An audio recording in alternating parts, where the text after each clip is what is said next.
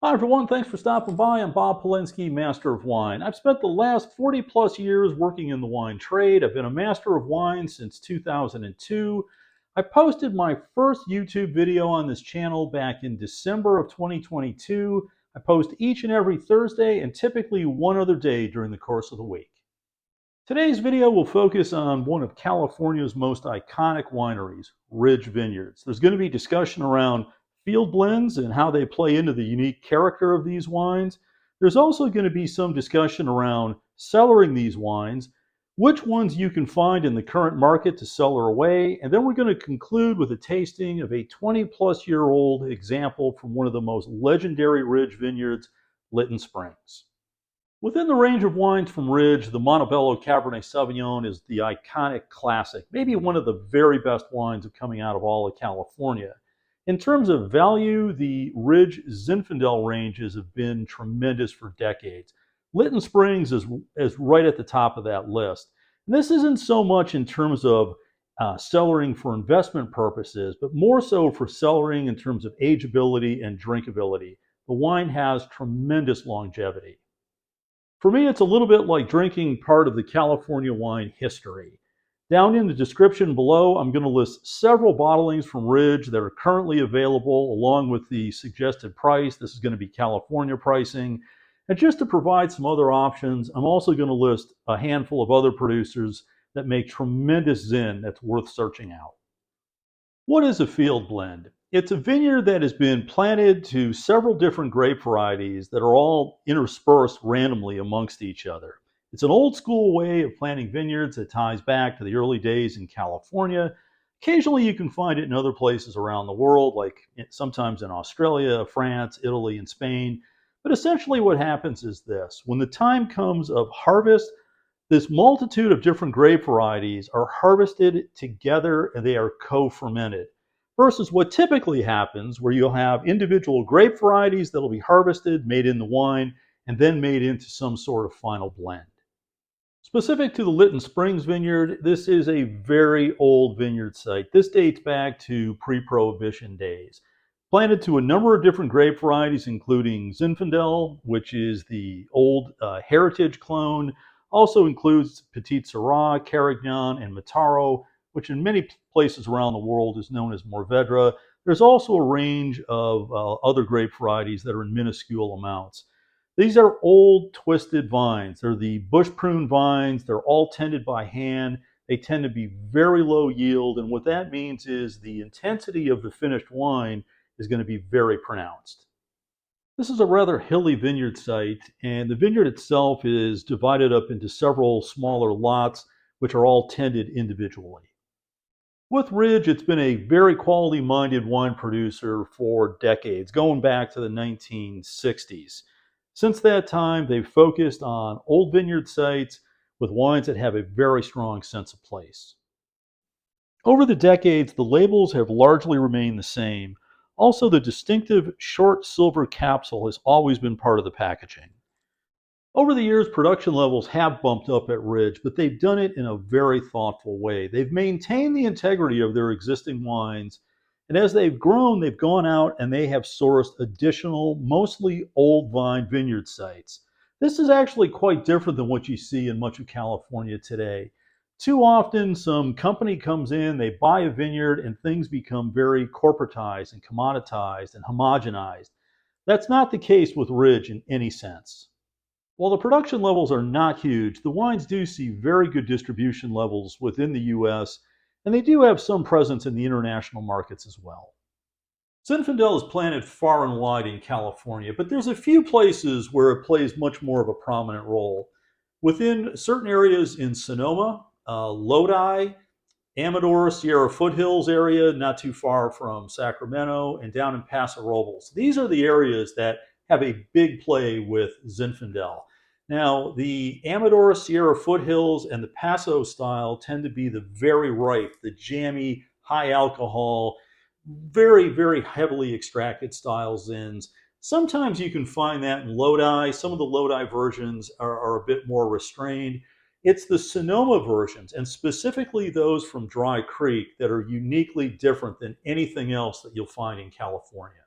At this point, I'm ready to get to opening this old bottle of Lytton Springs, but keep in mind that this is really an indicator of what you can have in your cellar if you pick up the current release. The wines are built very much like they were years ago. The similarity and the consistency from vintage to vintage is there.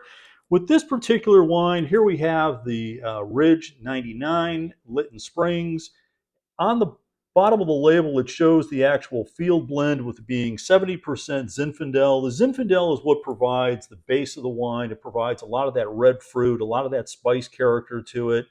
There's 17% Petit Syrah. What that's going to provide is a lot of the backbone. It gives the wine a bit more of the back palate, a bit more color density. There's 10% Carignan, and Carignan is a much maligned grape variety all around the world. Oftentimes, it's used for very low-end bulk wine, kind of a workhorse grape variety. In this case, with it being very old vines and low yields, it adds a lot of intensity to the wine. It gives it a bit more acidity, a little more lift. Carignan is just a wonderful grape variety when it's treated right. And a little bit of Mataro there, which is just 3%, is there really to lift the aromatics. Also, just a few observations on the condition of the wine. And I check this with every old bottle of wine that I open.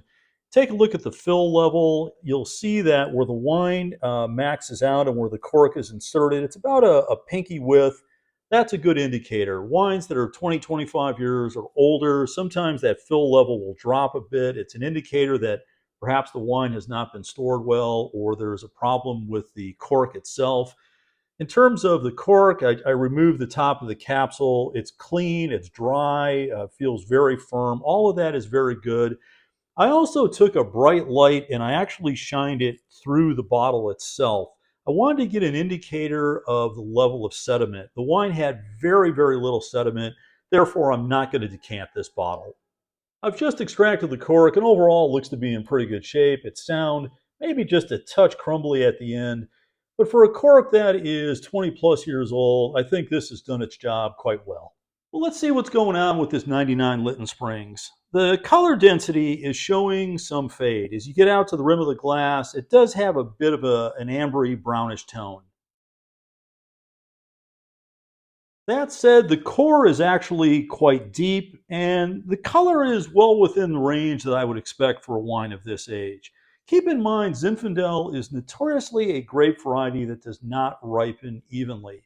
On a single vine, you can find grape clusters that are going to be a bit overripe, with the grape skins a touch shriveled. You'll find perfectly ripe fruit, and other clusters that may even still be a bit green. In terms of the aromatics, there's a good amount of tertiary character, but it absolutely has that red raspberry fruit. The aroma on this wine is beautiful. It has that red raspberry. There's a bit of this spicy, savory, peppery note to it, a little bit of that chocolatey character.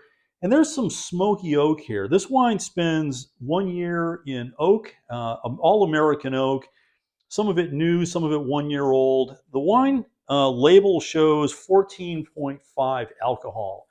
The wine has no heat to it, no alcoholic heat. And that's because the structure and weight and volume of this wine can support that alcohol with no problem. The aromatics on this wine are really beautiful, the type of aromas that you don't get with a wine that's youthful.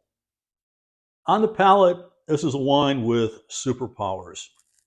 It's concentrated. There's a lot of nuance. It's deep. It's complex. It goes on and on. The front, mid, back palate, outstanding. A lot of those aromatic characteristics carry through to the palate as well. Beautiful balance. And the key to this is with old vineyards, generally speaking, they will produce fruit with excellent quality if the vines are tended to properly. It provides the raw material for longevity. There's a lot of concentration of these wines. The beautiful thing about Lytton Springs and most of the Zin-based wines from Ridge, they drink well at an early age and they have fantastic longevity to them. This is a proof of that point. This wine is a very good indicator of what you'll have if you pick up some of the current vintages of Ridge, Lytton Springs, or some of their other field blends, and I'll have those all listed in the description. Great wines to cellar away if you're looking to drink these at a later age. The beauty with these is the wines drink very well early on and they have fantastic longevity to them as well. I thank you so much for staying to the end of this video. I'm going to be enjoying this. I hope you're drinking something great tonight. Please post your comments down below. Hit that like button. That really does help this channel. Until next time, I'll see you somewhere out in the wine world. Cheers.